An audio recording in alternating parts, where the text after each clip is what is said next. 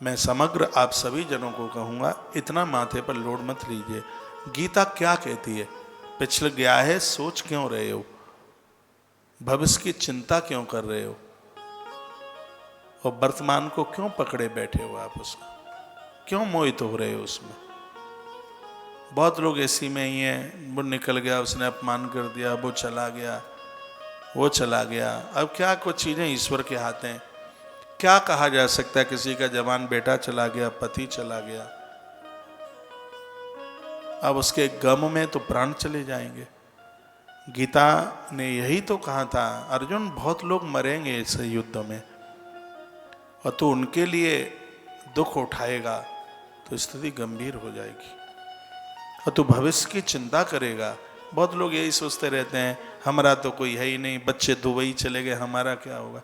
तुम अकेले कहाँ हो? धरती तुम्हारे साथ, आकाश पृथ्वी सब तो आप, पूरी प्रकृति तो आपके साथ है, और आप अपने आप को अकेला मानते? आप अकेले कहाँ हैं? कौन नहीं है आपके? हवा जल अग्नि वायु तो सब तुम्हारे साथ है। गीता का तो यही वाक्य। आप क्यों अकेलेपन का एहसास कर रहे हैं? सब आपके साथ है, भगवान आपके साथ, परमात्मा की पूरी संपूर्ण प्रकृति भी तो आपके साथ है। और आप जहां रहे हैं उनको आप अपना मान लो, आपको खुशी मिलेगी, प्रसन्नता मिलेगी। हो सकता है कि आपके जो बच्चे हैं वो आपको आदर उतना न दे पाए जितना कि पड़ोसी वाले आपको दे दें, उन्हें अपना मान लीजिए। अकेलेपन का एहसास आप क्यों करते हैं? काहे को आप भविष्य की चिंता कर रहे हैं? गीता तो यही कहती है। लोग वर्तमान में मोहित हो जाते हैं, ये मेरा है, ये मेरा है, ये मेरा है, ये मेरा है, हम चले जाएंगे तो नुकसान हो जाएगा, इसलिए भजन पूजा पाठ तीर्थ यात्रा सब छूट जाती है। हम चले जाएंगे दुकान कैसे चलेगी, हम चले जाएंगे तो बहू घर कैसे, ये सब वर्तमान की परेशानी है। जी हमें तो महाराज की कथा में पुष्कर में जाना है, लेकिन बहू को कौन संभालेगा? जब ये तुम्हारी बहू बन के नहीं आई थी तब भी तो उसको कोई ना कोई संभाल रहा था, वो इसी में परेशान है वो। और ये सब दिक्कत के कारण हैं, ये सब परेशानी के कारण। इनसे बाहर निकल के आइए, अपने वर्तमान को संभाल लो। आप ना पीछे की चिंता करो ना आगे की, आप ही आप होंगे। फिर आप में और साधुओं में यही तो फर्क है। क्या साधु के खानदानी नहीं मरते?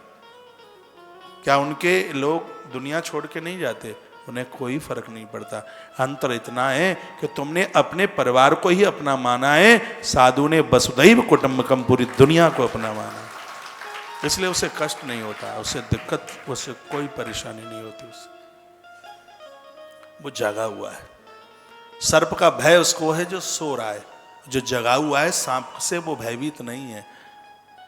मोह निशा सब सोवन हारा, लक्ष्मण ने कहा था रामायण में, ये मोह की निशा में सब सोए पड़े हैं और अपने आप को भूल चुके हैं, सबकी चिंता फिक्र कर रहे हैं, लेकिन मरघट इंतजार कर रहा है, काल हथौड़ा बजाने वाला है, और अपनी किसी को चिंता नहीं है।